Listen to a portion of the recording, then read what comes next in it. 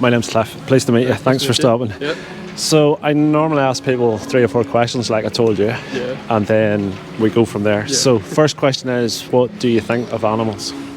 Well, I have 2 dogs myself and enjoy wildlife very much, especially birds, and I just, Cool. Me too. I have a big dog at home and I love him like he's one of the family. So yeah, I love animals too. The second question, and the sign, was about animal abuse. What do you think of animal abuse and people who abuse animals? I think it's terrible. Say it's the most common opinion amongst people. Like, it happens a lot throughout the world in many different ways. So, I don't like it. What would you call abuse? That's a more difficult question. Well, it is a difficult question, but I'd say it's like malnutrition, beating, and let me help you out. I'd call it unnecessary harm, causing unnecessary harm and suffering to an animal. Would you agree with that? Yeah. Okay. This is the fourth question. Is the harder one. That's the reason I'm here. What do you think of taking an animal into a slaughterhouse, hang them upside down, shoot them in the head, cut their throat, to turn them into a burger when you can just eat a plant-based version instead? No. Or to turn them into skin or leather and wear them when you can just wear like full leather instead? What do you think of that? No. But can I just clarify? I'm not here to catch you out. Oh, I know. I am here to have conversations with people. I used to pay for it too. I'm trying to get people to join that thought that if you think kicking a dog is bad, well then why is it okay to harm a pig or a cow or a chicken or a sheep unnecessarily? Well, I feel, when you actually probably would go and see a slaughterhouse, you'd probably change your mind pretty quickly, and you actually went and done the killing yourself. I feel that... Do you think you could kill an animal yourself? Yeah. I think you could do it? I've sort of... No, I haven't done it before, but I've, went, say, hunting and stuff with, dogs and all that, but... How do you feel about that, or what? Did you enjoy it, or... I thought... Were you not really thinking, or what? I wasn't really thinking too much, but it's more, I feel that I'll accept the killing as long as I'm using it for something to eat, not just killing it for fun. Yeah. But that's a common opinion, but when you break that down, you're literally, when you say, the common notion is that we have to kill animals because we have to eat them. That's what you're taught, but that's not true, because you can survive on plants. I haven't eaten an animal product I'm 56 now. I haven't eaten animal products since I was 19. So you can survive and thrive. I was competing in high level sport my entire life on a plant-based diet. So then if you take the necessity away, well then you've gone to pleasure. So if you're hunting for fun, that's pleasure. If you're eating for a taste sensation, then that's also pleasure. So you're killing sentient beings or animals that can feel pain and suffer for pleasure, really for pleasure.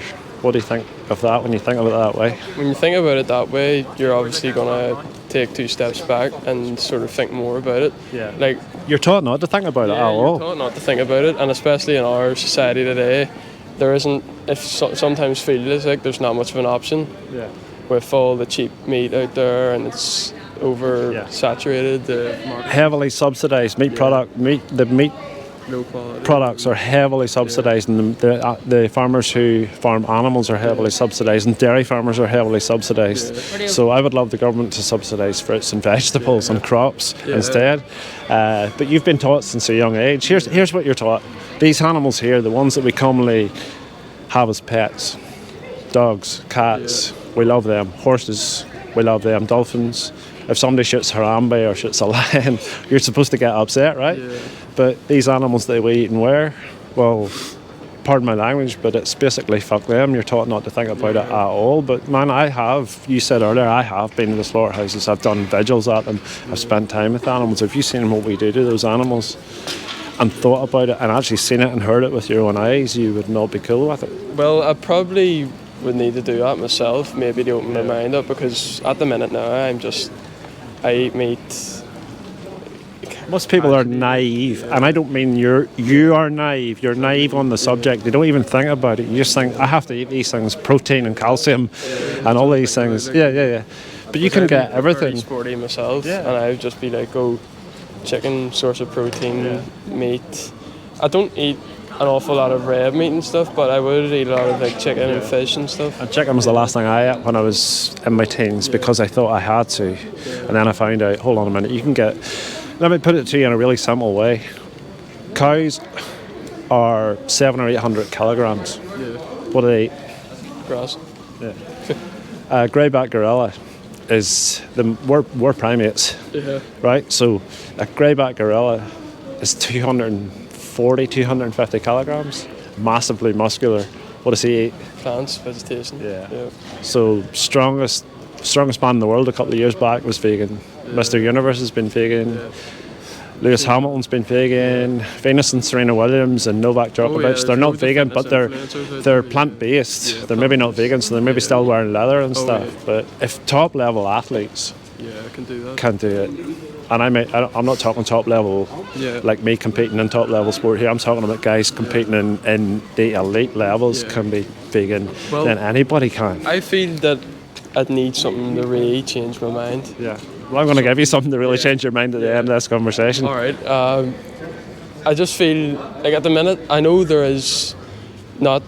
Meat wouldn't be my main thing in the diet. Like I love every food. Yeah. But... Me too, and I actually am more varied diet now since I've been vegan. I would say I was strict vegetarian when I was 19. I was totally vegan when I was 10 years ago now. I went completely vegan, no leather, no wool, no honey, no anything at all. But man, I eat a more varied and a far better diet now than I ever did, just from a little bit of thought, you know. See the meat thing, I get your opinion on that, but it's alright if I ask you a question I'm here to answer. The milk, honey and eggs. Okay. Eggs and dairy, first of all. Let me tell you about the dairy industry, right? Because they're all pretty much operating the same way. So the dairy industry, people think cows just produce milk. That's what you think. I guarantee you, because that's what I thought. Do you agree with that? Yeah. So they don't. Cows are mammals. And the dairy industry is probably the most cruel of all industries, believe it or not. So they're mammals, like humans. When's the only time a mammal produces milk? When it has a kid. Yeah. So the farmers put them in a thing they call a rape rack, and they forcibly impregnate them by putting their fist inside them and squirting semen into them to make them pregnant. A cow is pregnant 9 months, exactly like a human. She gives birth. When the calves are born, the baby boys are a waste product to the dairy industry. They're a completely different breed of cow than the beef cows. So most of them are destroyed at birth. Last year in the UK, 120 to 150,000 boy calves killed on the day they're born in UK farms. I bet you didn't know that. Disposed of because they're worthless. Some of them are sold out to the veal industry, where they stand in a pen with a dark pen with a chain around their neck for 16 or 18 weeks. And guess what happens to them at the end of that 16 weeks? They get pulled out of the pen and somebody pulls a knife across their throat and they get sold in the restaurant for veal, which is supposedly a delicacy. So that's already super cruel. The females they should live to about 25, 30 cows naturally. They put them through about 5 cycles of pregnancy in their lifetime, after which their milk production starts to wane and they start to get lame and they start to get mastitis, and most of them are killed or sent to a slaughterhouse about 5 to 6 years old. And then the females' calves that they had born to them replace them, and they go through 4 or 5 years of being made pregnant, having your child abducted and milked every day, and then sent to a slaughterhouse. Slavery, really, when you think about it. But so did you know that? Have you? I did. And I've seen a lot of the promotion going about dairy takes. Yeah, that's the Go Vegan world. Dairy takes babies from their mothers. Yeah, that's what it is. I've seen that, and I was sort of thinking about it, but at the same time, you do. In most people's minds, you don't really care. You don't really think about it, and unless you actually go and experience it and see it, and that's the big thing. I think I have seen it. I've been around loads of animals. Do you think would you drink it if you owned a cow yourself? And no, and I've had that before. It's a bit like the backyard hen, backyard eggs argument. No, because for me it would be perpetuating the a milk from a cow. She is a mother and it's for her baby. It's not for me, and I don't even need it. I should be like every other mammal, where I drink my mum's milk and then I wean off it.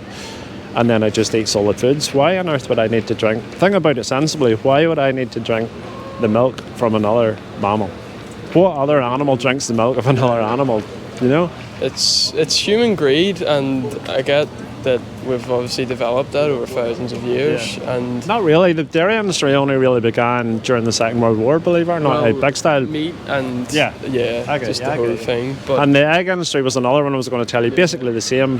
The chicks are born in their thousandths. They come down a conveyor belt and they're sorted into boys or girls. They're slightly different colours, so the worker will pick them up.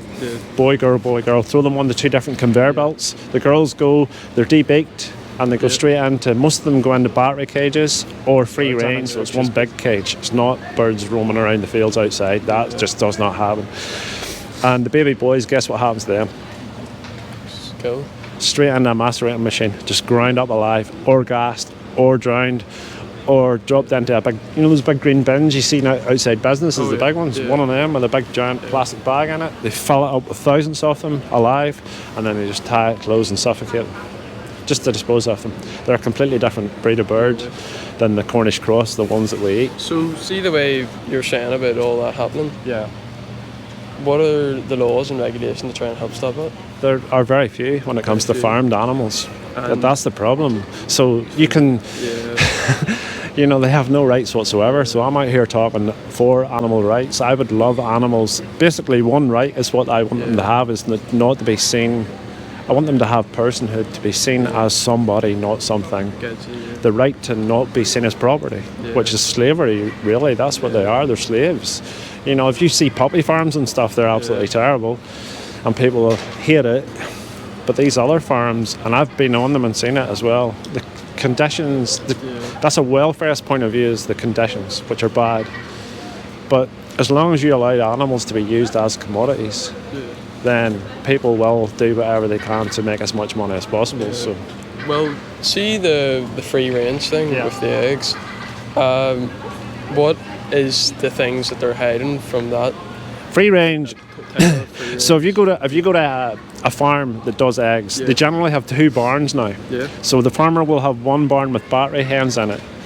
So he's selling to the cheap egg market, and the barn next door is a free range barn. Thousands of them, all on top of each other. Yeah, your grandman. At one end of that is see those squares on that door? It's like a cat flap at one end, and that's where what the free range is that they're allowed out. But most of them never ever know that exists. So most of them never see outside. So most of them spend their entire 18-month life in that barn laying eggs, and then at the end of 18 months, when they could live much longer, they are disposed of, slaughtered, probably turned into food for more chickens, believe it or not. Just taken the slaughterhouse and just killed, and then the next lot come along. So again, really cool. And if you've seen battery cages, or you've seen what we call free range, and I've been in both barns, they're both equally cruel, man. They have like 9 birds per square metre in a free range barn. 9 birds per square metre. Mental. They're pecking each other. They have no peace, no freedom, no nothing. We have taken everything from them. And chickens, believe it or not, are really super intelligent and really affectionate animals. So that's wrong. Just the whole thing sucks, man. These industries suck. I think we should have the will if we want to eat meat and stuff and all that. But I feel that the farm industry has went a bit overboard completely, and that everyone should try and cut down on their meat, which I'm starting to do. That is a common point too, but here's the thing. Every time you eat one product, you have to look at it from... I ask people to look at it from the victim's perspective. So it doesn't matter to me if you eat 1 chicken a year, or 1 pig in a year, or 20. Somebody still suffered, and suffered really terribly, That's the point. So every time you buy the product, and that sounds judgmental, me saying that to you, but it's a simple fact of supply and demand. If you buy the product, then they will continue to supply that product, for you. So when you're paying your money, you're probably paying people to do things to animals that you would never do yourself. Like, I'm not very educated on the topic at the minute because I haven't looked into it more. But since I went up and spoke to you about it, I'm probably going to definitely look more about it. Can I tell you one more thing about farming in this country that most people do not know? So pig farming. Do you know what we do to pigs when they go to slaughterhouses in this country? Kill them. Yeah, but how? Cut their throat upside down. Well, we do that, but first of all, we throw them in the gas chambers. What do you think of that? Not really shocked or bad, or a lot of people are really shocked by that. I haven't really thought of gas chambers. I've more just thought of like either a shot in the head or a shock or. You still advocate them with I'm sure you've seen those prongs. It's not fast enough now. So they bring them in.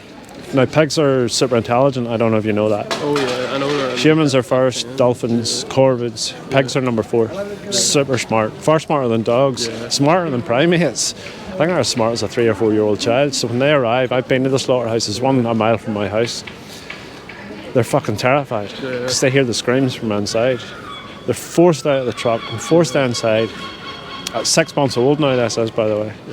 They're put in that cage, and you know the monument up there, the circular monument, it's just around the corner. Maybe you haven't. Are you from Belfast? No? Yeah. You know the thing in the middle there? It's about, just that big. so it's a thing like a gondola with cages in it, and they put about 3 or 4 into a cage, and they drop them down into a CO2 gas chamber, carbon dioxide, so it's like suffocation.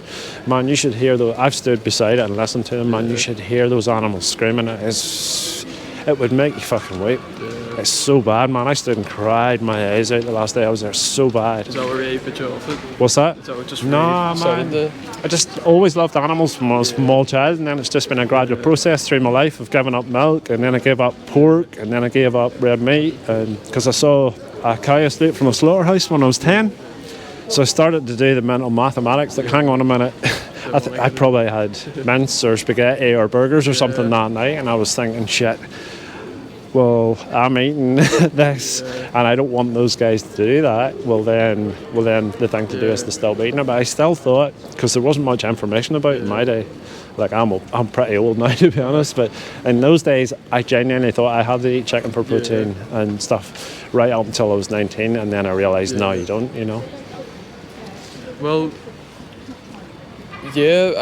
I feel, as I said before, I'd need to go to a slaughterhouse or something, and I think that would really probably change my mind. But at the minute, I don't feel much of an urge. Yeah. And it's also the likes of my parents and all, and I don't think, because they're such into eating meat, and like my granddad, say, was a farmer himself, and you know, I grew up in the countryside, and my family ate animals and stuff as well, man. But for me, it would be very hard to turn. It's not, man. It's not. It's genuinely not. Yeah.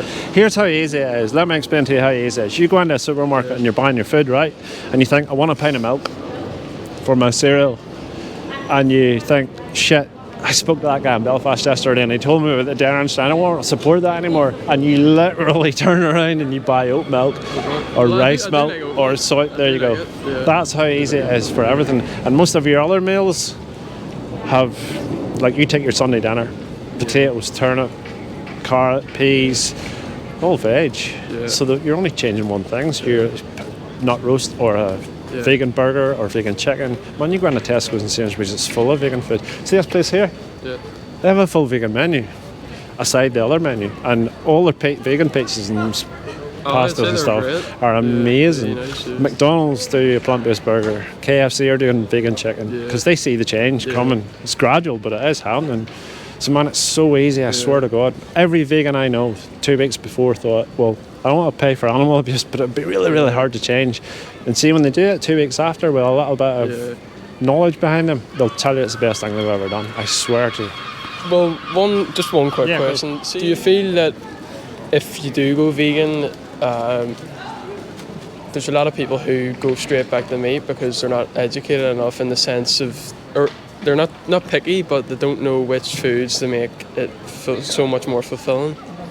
I think the people who go back, that's a common misconception. I know loads of vegan people and none of them, well, a few have gone back, but they're plant-based people. So they're doing it for health benefit, they're doing it for themselves. If you look at it from the victim's perspective and keep the animals in mind at all times, then it's easy. And like I say, I guarantee I eat everything that you eat. I just eat a vegan version. I can go to any shop and buy, like, what do you eat? I eat spaghetti, I eat pizza, I eat lasagna, I eat ice cream, I eat chocolate, I eat burgers, I eat sausage rolls. It's all available, man. So it's just going into the supermarket and buying a different thing. So the people who go back are not. I hate judging people, but they're going back for the wrong reason, because they're going back for themselves. It's a selfish thing. If you look at it from the animal's perspective, that's been thrown into a gas chamber or having their throat cut, then it becomes much, much easier to stay vegan for life, you know.